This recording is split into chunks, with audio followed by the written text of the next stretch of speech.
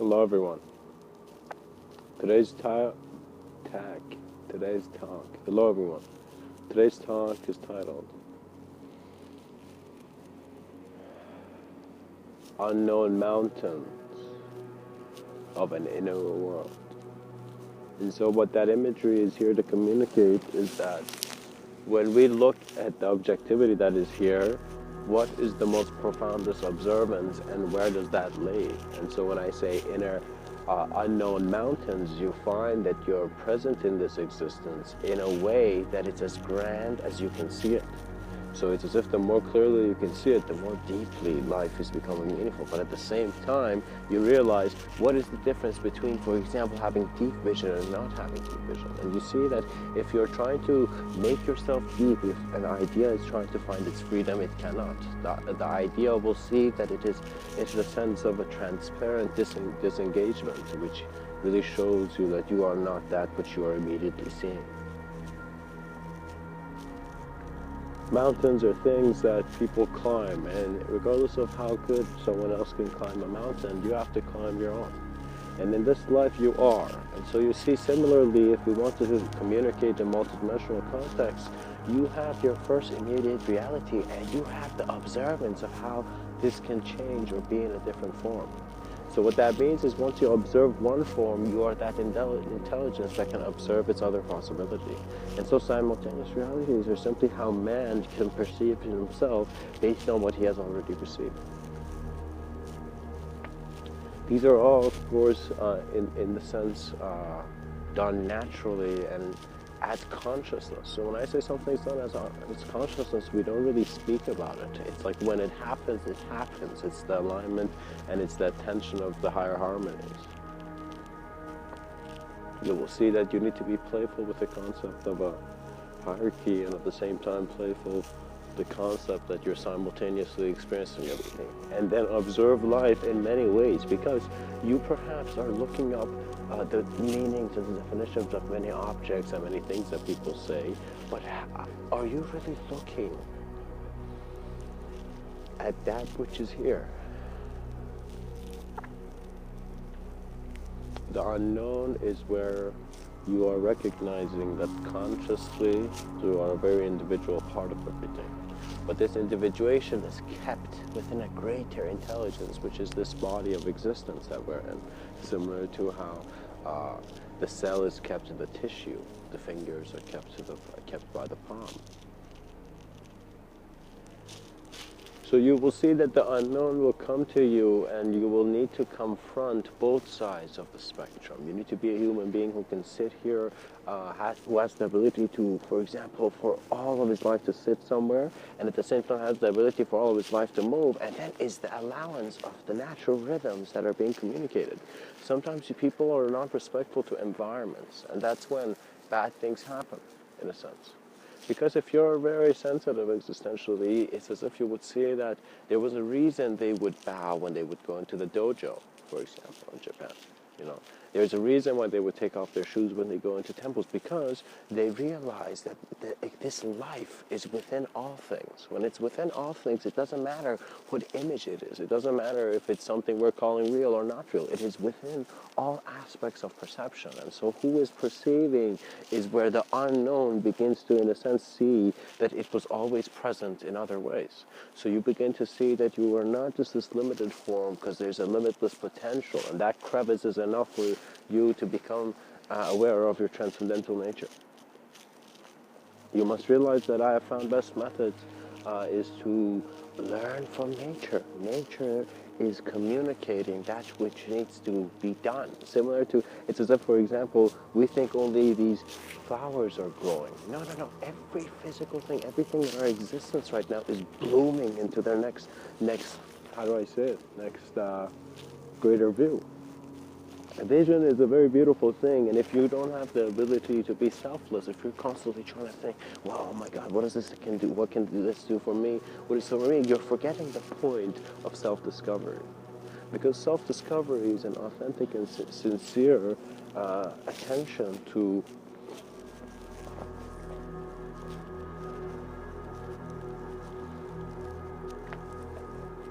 what you are. creation is not elusive.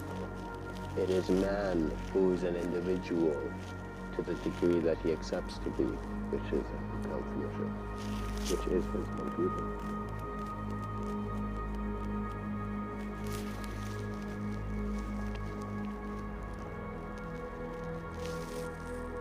There are many ways to let yourself dissolve into your experience. You're always experiencing things, and it's simply being aware of space and time and the relationships that you're considering the distance of what you're seeing.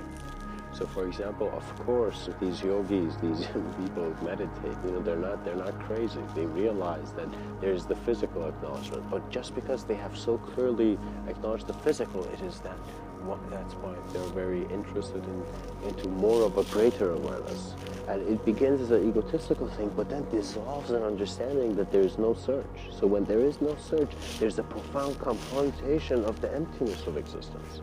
And so I recognize this actually when I opened this Tibetan book on meditation, and just very randomly the meditation was to look at a pen, and to look at a pen and see this was, of course, some person's, interpretation of whatever. But the concept was to see emptiness, and you saw emptiness in the fact that if I brought a pen in front of me, we would not be seeing the same pen on some level, and on some level we are seeing the same pen. Do you see? So the reason in Buddhist philosophy perhaps emptiness is very key is because clarity is when there's nothing struggling, when there's no individualization to need to have to integrate. So it is a self-awareness that is profoundly dissolving into what you are considering to be the direct experience of your being.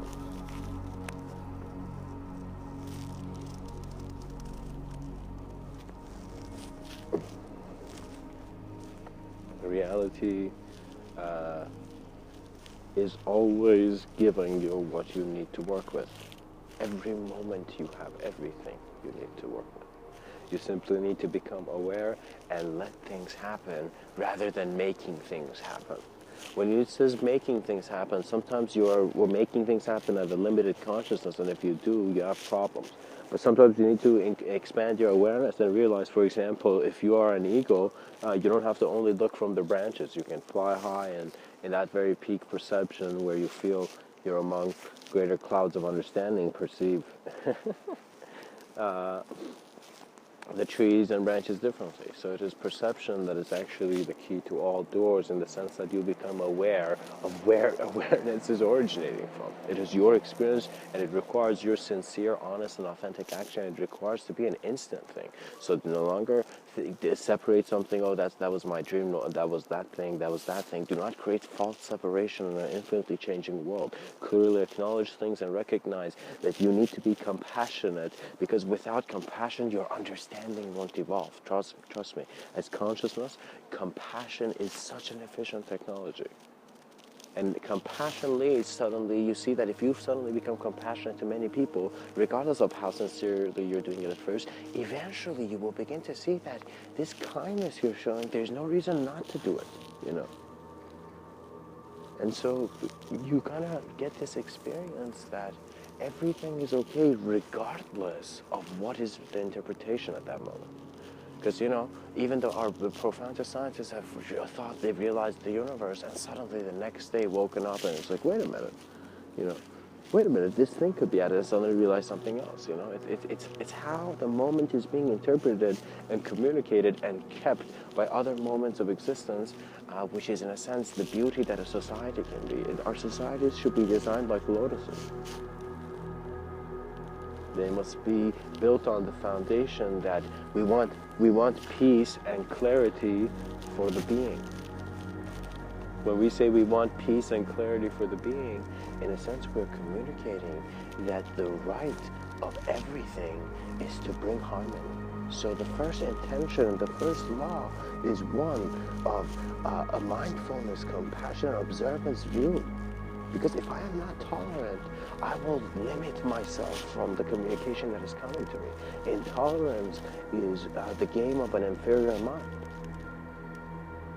You not having patience is signs that you are wanting something to the fact that that thing is defining the characteristics you think you need to have.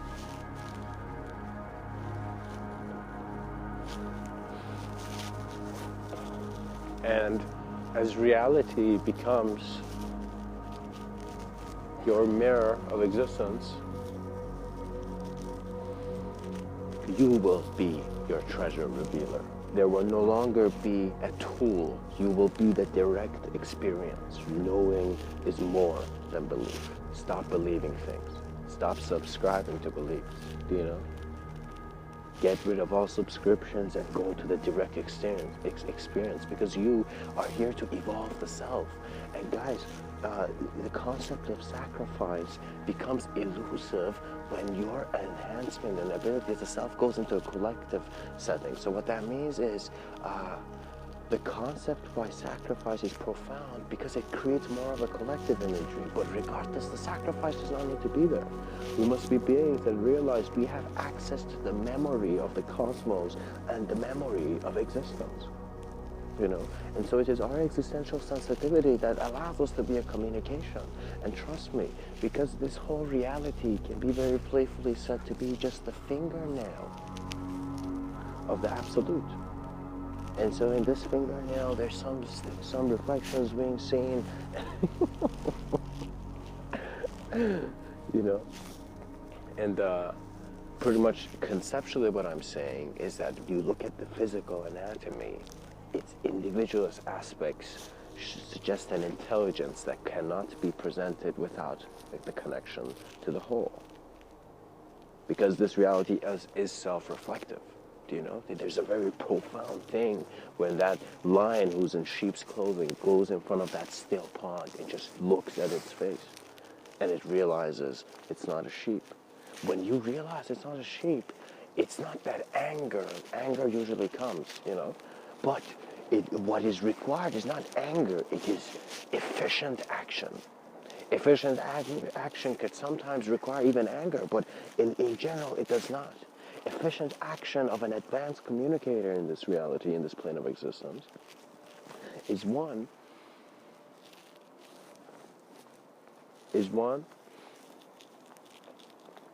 that allows existence to be presented in its clarity. You must immediately become compassionate and allow yourself to be an omniscient experience.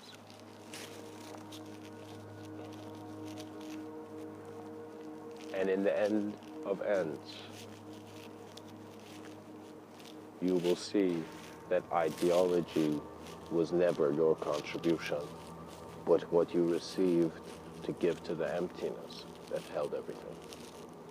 And you must realize existential confrontation is